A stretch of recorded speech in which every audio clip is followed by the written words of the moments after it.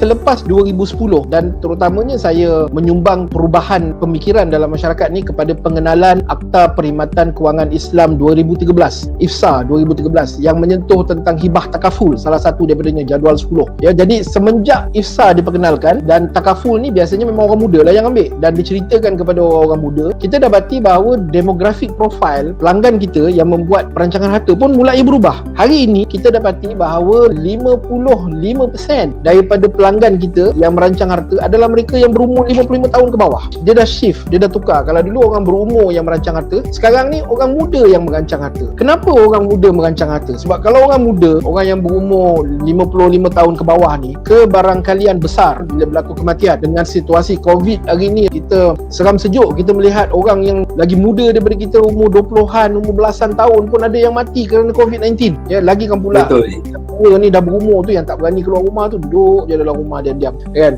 work from home aja semuanya kan. Jadi bila orang yang berumur bawah 55 tahun meninggal dunia, kebarangkalian besar, satu, rumah dia masih ada pinjaman bank yang belum selesai, kecuali kalau dia tu millionaire lah, some public listed company punya executive chairman ke apa tu lain cerita lah. Tapi kebanyakan orang akan ambil loan rumah tenure dia sampai umur dia pencen. Jadi kalau dia meninggal umur 50 tahun, umur 45 tahun, loan rumah dia memang belum selesai, confirm belum selesai. Yang kedua ialah kemungkinan besar dia meninggalkan anak yang berumur bawah 18 tahun. Dan bagi golongan-golongan profesional saya jumpa, memang ada situasi-situasi di mana golongan profesional ni, doctors, architects, engineers, accountants dan sebagainya, mereka ni berpendapatan tinggi. Jadi kerana dia berpendapatan tinggi, dia beli rumah yang besar dan harganya mahal, dan dia punya pinjaman loan pun tinggi ya, sebab beli rumah harga 2 juta, 3 juta. Dia ada kemampuan, pendapatan dia 70-80 ribu sebulan, dia ada kemampuan, dia belilah rumah yang besar. Takkan dia duduk rumah kecil pula kalau pendapatan dia 80 ribu sebulan kan. Tetapi pasangan mereka adalah suri rumah tangga sepenuh masa, yang memang biasanya saya jumpa memang golongan profesional ni, dia akan minta pasangan dia,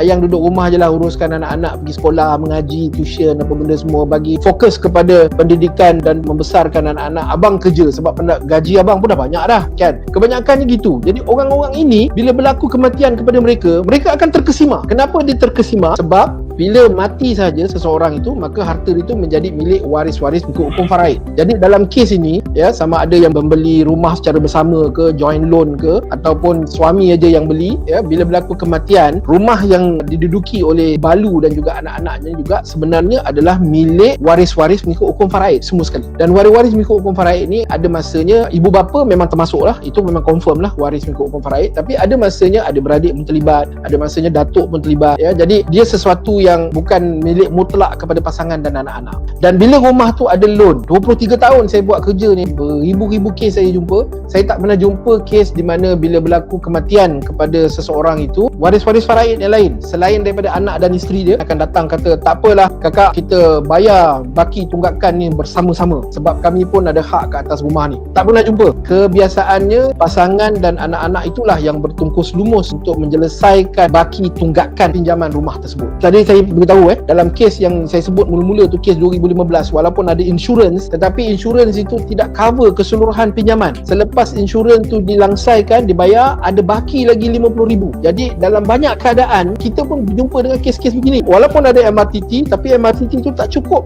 nak langsaikan hutang tersebut, masih ada baki, dan baki itu terserahlah kepada pasangan dan anak-anak untuk selesaikan. Kenapa? Sebab mereka yang tinggal dalam rumah tu, kalau mereka tak selesaikan, nanti bank lelong macam mana? Jadi terpaksalah mereka selesaikan ya. Dan apabila mereka telah selesaikan, dekat situ ada hak waris-waris mengikut hukum faraid yang lain. Dekat situ selalu timbul banyak masalah. Wasiat Syok Berhad, kita melihat kepada maslahat ini. Tambah lagi dengan keadaan COVID-19 sekarang, dan dalam dunia hari ini kita dapati yang meninggalnya bukan orang-orang yang berumur, yang meninggalnya orang-orang muda kan. Hari-hari kita baca kes anak yatim piatu umur 3 tahun, 5 tahun, 6 tahun, 7 tahun kan, ditinggalkan kan. Ada yang kes lagi horror, ibu bapa meninggal serentak tinggalkan anak-anak yatim. Kes macam ni kebelakangan ni kita baca sangat banyak. Jadi kerana itu kita mencadangkan pentingnya harta yang masih dalam cagaran itu dihibahkan. Soalan boleh hibah ke tak boleh hibah? Boleh hibah ya, tetapi dia mesti ikut syarat-syarat tertentu. Bukan main tembak-tembak aja hibah macam tu. Macam kita di Wasiat Syok Berhad, bila kita buat penyelidikan ni dan kita dapat jabatan penyelidikan ni ya, kita dapat guidance, mendapat panduan yang jelas. Hibah harta bercaga boleh dibuat, tetapi dia mesti patuh kepada syarat-syarat ini. 1, 2, 3, 4, 5, 6. Itu semua ada dekat dalam ni. Ya. Jadi Jabatan Penyelidikan kita mendapati bahawa boleh dibuat tapi tertakluk kepada syarat. Jadi orang tanya boleh ke tak boleh dihibahkan harta dalam pinjaman? Boleh. Siapa dan kenapa penting? Kerana kalau si isteri tadi tu dia terpaksa bertungkus lumus jual kuih dan sebagainya, apa delivery lah, COD lah, apa tu benda sekarang ramai orang buat COD kan. Kalau dia terpaksa bertungkus lumus nak menyelesaikan tunggakan pinjaman rumah suami dia yang dia duduk sekarang, sekurang-kurangnya bila dia dah bayar semua sekali, rumah tu jadi milik dia sebab suami tu dah hibahkan kat dia. Tapi kalau tidak ada proses hibah ini dibuat, bila berlaku kematian kepada suami dia, isteri ni bertungkus lumus berseorangan nak menyelesaikan tunggakan pinjaman, tetapi bila dah habis selesai tunggakan pinjaman, maka adalah hak waris-waris lain mengikut hukum faraid. Dalam keadaan macam ni, kalau orang tanya saya kenapa penting? Penting kerana saya sendiri, saya menghibahkan rumah saya yang masih dalam pinjaman kepada anak-anak saya. Kenapa? Kerana saya hendak bila berlaku kematian kepada saya, walaupun ada tunggakan yang masih ada lagi tunggakan pinjaman, anak-anak saya selesaikan. Anak-anak saya alhamdulillah ada yang dah besar, dah dewasa, dah bekerja, jadi tak ada masalah untuk mereka selesaikan loan tersebut. Tetapi bila mereka selesaikan loan tersebut, rumah itu sebenarnya memang sudah pun menjadi milik mereka sebab saya telah hibahkan rumah tu hari ini. Saya dah hibahkan rumah tu hari ini. Jadi adalah mereka tempat untuk berlindung. Jadi ini yang sebenarnya adalah masalah kepentingan masyarakat yang kita kena lihat. Jadi kalau tanya saya kenapa penting? Memang sangat penting. Sebab apa? Sebab kita beli rumah. Saya seorang ayah, saya beli rumah. Rumah tu saya belikan untuk anak dan isteri saya. Saya hendakkan anak dan isteri saya ada tempat berteduh sekurang-kurangnya selepas pemergian saya.